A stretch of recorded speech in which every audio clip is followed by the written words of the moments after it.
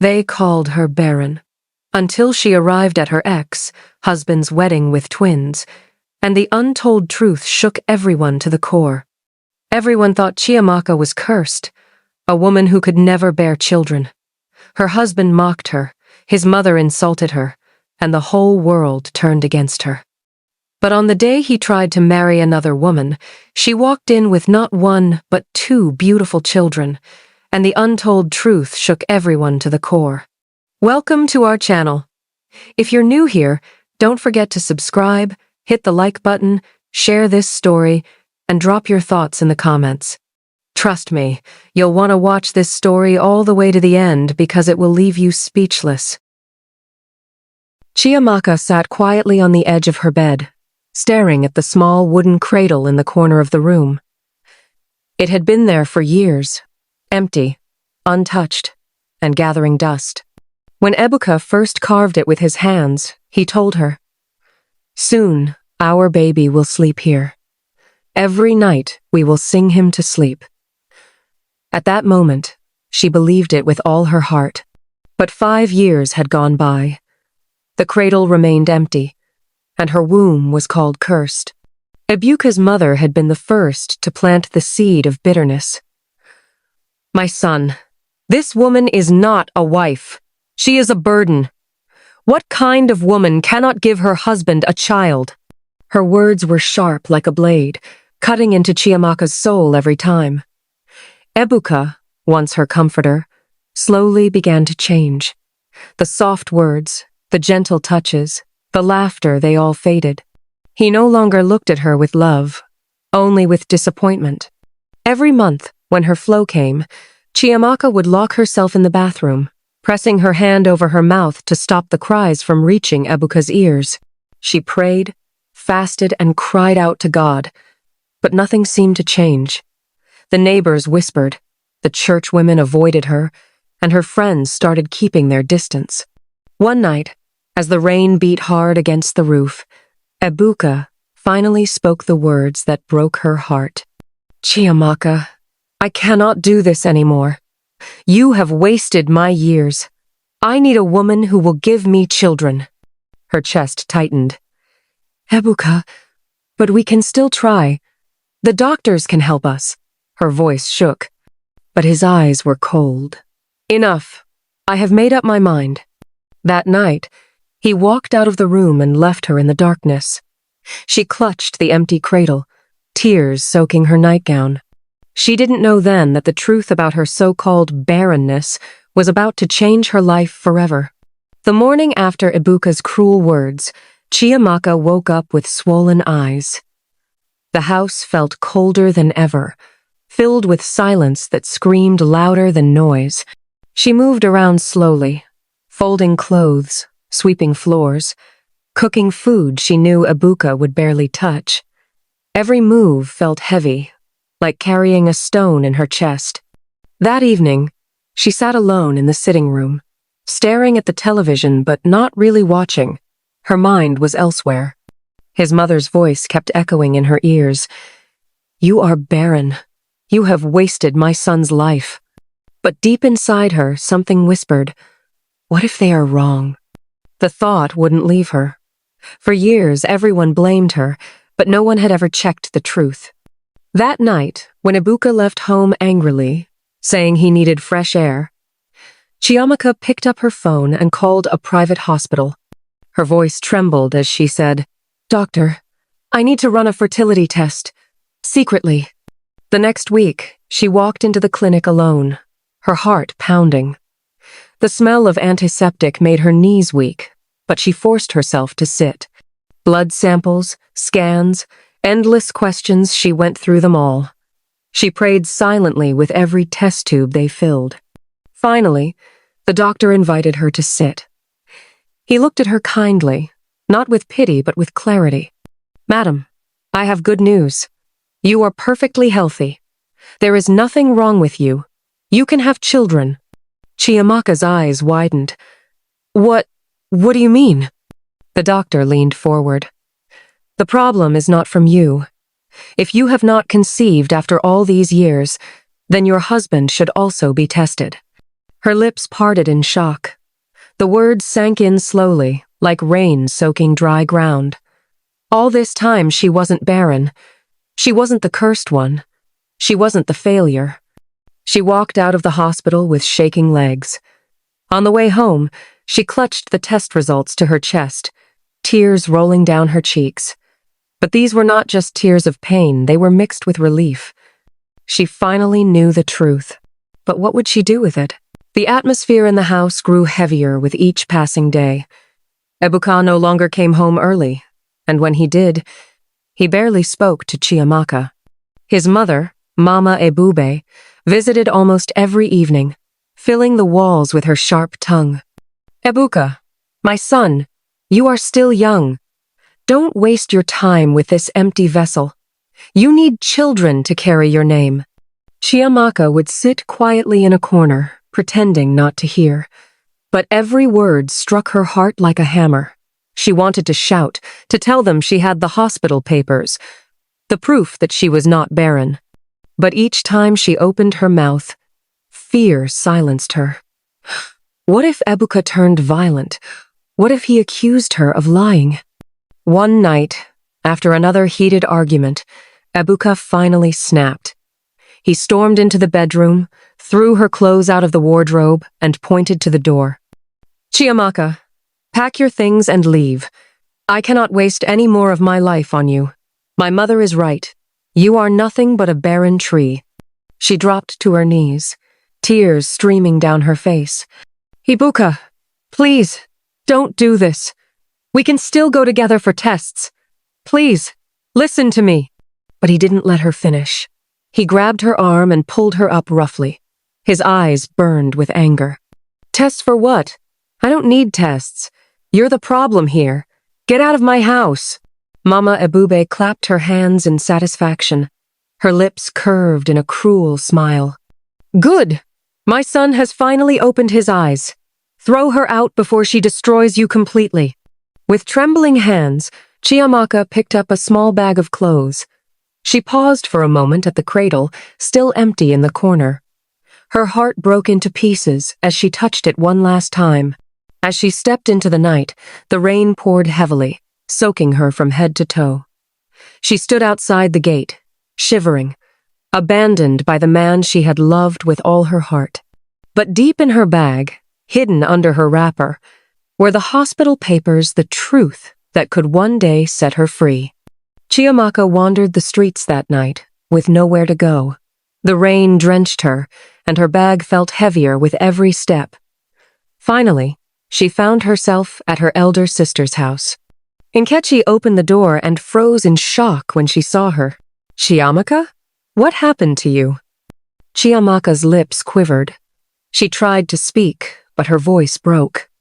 Nkechi quickly pulled her inside, wrapped her in a dry wrapper, and gave her warm tea. Only after she calmed down did she manage to whisper, "He threw me out. Ebuka said I am barren." Nkechi's face hardened with anger. Barren? You? After all the tests you did? Chiamaka pulled the folded hospital papers from her bag and handed them over. Kichi read them carefully and shook her head. Chia, so you have been carrying this truth alone? My sister, you are not barren. Ebuka is the one with the problem. Tears rolled down Chiamaka's face. But if I say it, who will believe me? His mother already turned everyone against me. Nkechi held her hand tightly. Don't worry. God is not sleeping. One day, the truth will speak for itself. From that day, Nkechi became her rock. With her sister's encouragement, Chiamaka decided she would not let shame bury her life. She went back to teaching at a small primary school in the neighborhood. Every morning, she stood before her pupils, hiding her pain behind a smile. The children's laughter healed her little by little, even though the whispers from neighbors still followed her everywhere. At night, she prayed, not for Ebuka anymore, but for herself. Lord, give me strength. Wipe away my tears. Prove yourself in my life. And slowly, as the months passed, something began to change. A quiet strength was rising inside her. She didn't know it yet, But her story was far from over. The god who had been silent was about to surprise her in a way that would shock the very people who mocked her. Life slowly began to take shape again for Chiamaka. Though the scars of rejection remained, her sister's home was a place of healing. She poured her heart into teaching, and the children at school became her little source of joy. One afternoon, while helping a pupil cross the busy road, a sleek car stopped abruptly. The driver stepped out tall, neat, and with a warm smile. His name was Dr. Somto, a kind-hearted medical doctor who volunteered at the community health center. "Madam Teacher, you are very brave," he said, smiling at her. Chiamaka chuckled shyly. "It's nothing, doctor. These children are like my own." From that day, their paths kept crossing at school events, at church, and sometimes at the hospital when she took her pupils for checkups. Unlike Ebuka, Somto listened to her, encouraged her, and treated her with deep respect. Little by little, Chiamaka's broken heart began to heal. One evening after choir practice, Somto walked her home. They talked for hours under the moonlight. Finally, he said softly, "Chiamaka, I know you've been through pain, but I see strength in you. I would be honored to walk this journey of life with you." Tears filled her eyes. No man had ever spoken to her like that before. After much prayer and encouragement from Nkechi, she agreed to give love another chance. Months later, they got married quietly, without noise or drama, just love, laughter, and faith. And this time, unlike her first marriage, there was no pressure, no insults, no heavy expectations. 1 year into the marriage, Chiamaka began to feel strange morning nausea, unusual tiredness. With trembling hands, she visited the hospital. Somto held her hand as the doctor smiled at the result. "Congratulations, Mrs. Somto. You are pregnant." Chiamaka gasped, her hands flying to her mouth. Somto hugged her tightly, tears streaming down both their faces. And when the time came, not one but 2 beautiful twins, a boy and a girl, were placed in her arms. The same womb that was mocked had become a double blessing. Chiamaka's life had turned around completely. Her home with Somto was filled with laughter and love. The cries of her twins, Kamsi and Kachi, echoed through the house like music. Every time she held them, she whispered, "You are my proof. You are my testimony." But just when her joy seemed complete, the past came knocking. One sunny afternoon, Nkechi rushed into the house with a folded card in her hand. Her face was hard with anger. "Chiamaka, you won't believe this," she said, tossing the card onto the table. Chiamaka picked it up and froze. It was a wedding invitation. Her heart pounded as she read the names. Ebuka and Neka. Her hand trembled. The man who threw her out was remarrying and boldly sending invitations around as though she had never existed. Nkechi hissed. "Imagine the insult. He divorced you, disgraced you, and now he wants the world to gather and celebrate him as if he did no wrong." Chiamaka sighed deeply. "Kechi, let him be. I have moved on. I have no business with him anymore." But the news of the wedding spread quickly through the neighborhood. People whispered, some even laughing behind her back. "Have you heard? Ebuka has finally found a real woman who will give him children." Chiamaka ignored them, but inside her heart, the wound reopened. They still believed she was barren. They still thought Ebuka was the innocent one. That evening, as she rocked her twins to sleep, Somto noticed the sadness in her eyes. "Chiamaka," he said gently, "don't hide your pain from me. Talk to me." She looked at him, tears filling her eyes. "Somto, everyone still thinks I am barren. They don't know the truth. Sometimes I feel like shouting it from the rooftop." Somto kissed her forehead. "You don't need to prove anything to anyone. These children are proof enough. But if God wants the truth to be revealed, he will choose the perfect time. And indeed, that time was closer than anyone could imagine. For Chiamaka did not know that fate was already arranging the most dramatic stage Ibuka's wedding day. The wedding hall was decorated with gold and white. Musicians played loudly, guests danced, and the air was filled with the smell of jollof rice and fried meat.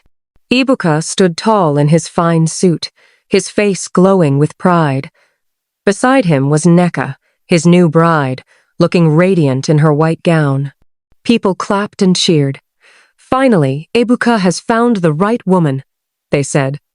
"At last, his life will move forward." Ibuka's chest swelled with pride. He had waited for this day, the day he would erase his past with Chiamaka and prove to the world that he was not the problem. As the pastor prepared to begin the vows, a sudden hush fell over the hall. The doors at the back swung open, heads turned, murmurs rose. There she was, Chiamaka, dressed in a flowing blue gown, her beauty radiated with a quiet strength. In her arms, she carried a little boy, and beside her, holding her hand, was a little girl, the twins, her children. Gasps filled the air. Plates dropped. The music stopped. Whispers spread like wildfire. "Is that not Chiamaka? But those children, are they hers? How? She was barren." Ebuka's smile disappeared. His body stiffened, his eyes wide with shock. He stumbled a step backward, unable to believe what he was seeing. Chiamaka walked slowly down the aisle, her head held high. Every step she took shook the ground beneath Ebuka's pride. When she reached the front, she stopped, her calm voice breaking the silence. "Good afternoon, everyone. I am Chiamaka, the woman this man threw out because he said I was barren." She looked at the twins and then back at the crowd. "As you can see, God has blessed me with double. These are my children." The hall exploded with noise. Some clapped in awe, others shook their heads in disbelief. Neka covered her mouth, her eyes darting between Ebuka and the children. Ibuka's face turned pale. Sweat poured down his forehead. The truth he had hidden for years was standing in front of him, living and breathing. Chiamaka's final words pierced him like a blade. "The stone you rejected has become the cornerstone. God has given me beauty for ashes and double for my shame." The hall was in chaos. Guests were whispering, pointing, and shaking their heads. The shame that Ebuka thought he buried had risen from the grave right in the middle of his wedding. Mama Ebube, sitting proudly in the front row, jumped to her feet. Her wrapper came loose around her waist as she shouted in disbelief. "Tufiakwa! This is a lie! These children are not hers!" She pointed a trembling finger at Chiamaka. "She has come here to disgrace my son on his wedding day." But the guests were already circling around, eager to see the twins more closely. The little boy had Chiamaka's eyes, and the girl had her exact smile. The resemblance was undeniable. One bold guest turned to Mama Ebube and said, "Mama, look at their faces. Can't you see these children are truly hers?" Another added, "So all this while, you were insulting her, calling her barren, when it was your son who had the problem?" Mama Ebube froze, her lips trembling, but no words came out. She looked at Ebuka, whose face was drenched in sweat. His body shook, and he grabbed the edge of the table for balance. Neka, the bride, slowly stepped away from him, her veil slipping off. "Ebuka," she whispered, her voice full of horror. "Is this true? All those years, it was never her fault?" Ebuka's mouth opened, but no words came. He had no defense, no excuse. The truth was standing before him, and the shame was unbearable. Suddenly, his knees buckled. He fell to the ground in front of everyone, his suit stained with dust. The proud groom who once mocked his wife was now broken, humiliated, and exposed. The hall erupted again. Some guests gasped, others murmured, and a few even walked out in disgust. Mama Ibube rushed to her son, but even she could not lift the weight of disgrace crushing him. Meanwhile, Chiamaka stood tall, her twins holding onto her hands. Her calm presence was louder than any words. She had no need to fight or argue that truth had spoken for her. And for the first time in her life, she saw fear, regret, and helplessness in the eyes of the man who once called her Barren. The hall was still buzzing with tension. Some guests had left, others stayed only to witness how the drama would unfold. The wedding that was meant to be Ebuka's glory had become his greatest shame. On the floor, Ebuka held his head in his hands. He could not even look at the twins. The same people who once praised him now shook their heads in disappointment. Mama Ibube knelt beside her son, her voice breaking. "My son, get up. Let us leave this place." But Ebuka shook his head. His eyes, red with tears, lifted slowly to Chiamaka. For the first time since their marriage, his voice trembled with humility. "Chiamaka, please, forgive me. I was blind. I was foolish.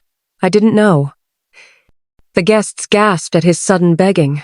Mama Ibube joined her palms together, her voice weak. "My daughter, forgive us.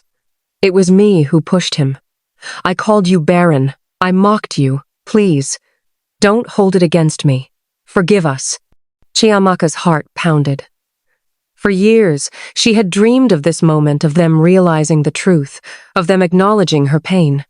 Yet now, looking at them broken and on their knees, she felt no joy, only a deep sadness.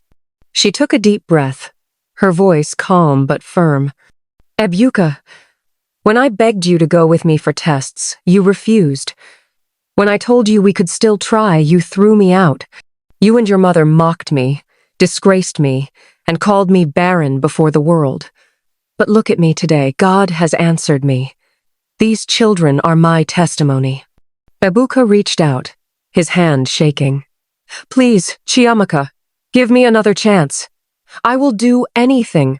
I will take care of you and the children." But before she could answer, Somto, her husband, stepped forward. He placed his arm gently around Chiamaka's shoulders and spoke with calm authority. "You had your chance, Ebuka. You rejected a diamond and chose dust. Today she is my wife, and these children are ours. God has given her a new life, and nothing can change that." The hall went silent. Ebuka's face crumbled, and Mama Ibube let out a loud wail. The reality had sunk in. They had lost her forever. Chiamaka looked at them one last time. "I forgive you. But forgiveness does not mean I will return. God has lifted me, and I will never go back to the pit of shame." With that, she turned and walked out, her twins holding her hands, Somto by her side. Her dignity remained intact, and her enemies were left in disgrace. The sun was setting as Chiamaka, Somto, and the twins walked out of the wedding hall. The evening breeze brushed against her face, and for the first time in many years, her heart felt completely free. She had come face to face with the very people who called her barren, and she had left standing tall with proof of God's blessing at her side. From that day forward, her life blossomed even more. Somto treated her like a queen, never letting her lift a finger without his support. The twins grew in wisdom and beauty, filling the house with laughter. Their home was a place of peace, unlike the storm she had once lived in. Meanwhile, Ebuka's life began to crumble. Neka called off the marriage the very next day. She refused to be tied to a man whose pride and lies had been exposed publicly. The whispers in the community never stopped. Men who once envied him now mocked him. Women who once praised him now crossed the street to avoid him. Mama Ibube, once loud and boastful, became silent. Her neighbors reminded her of the cruel words she had thrown at Chiamaka. Shame followed her like a shadow. One afternoon, as Chiamaka sat in her garden watching Kamzi and Kachi chase butterflies, Nkechi sat beside her. "My sister, do you see how God has honored you? The same people who laughed at you now hide their faces in shame? Chiamaka smiled, her eyes on her children. Yes, Nkechi. When man rejects you, God prepares a table before you. He gave me double for my shame. She lifted her head toward the sky, her heart full of gratitude. She had been thrown away like worthless cloth, but God had lifted her higher than she ever imagined. As the twins ran into her arms, she hugged them tightly. She was no longer the barren woman. She was no longer the rejected wife. She was a mother, a wife, and above all, a woman whose story proved that no one can stop God's plan. And somewhere in his lonely room, Ebuka wept bitter tears, knowing that he had lost the greatest treasure of his life forever. The end. Moral lesson. Never mock someone in their season of waiting. What looks like delay may be divine preparation. Human rejection can become the very stage where God shows his greatest glory.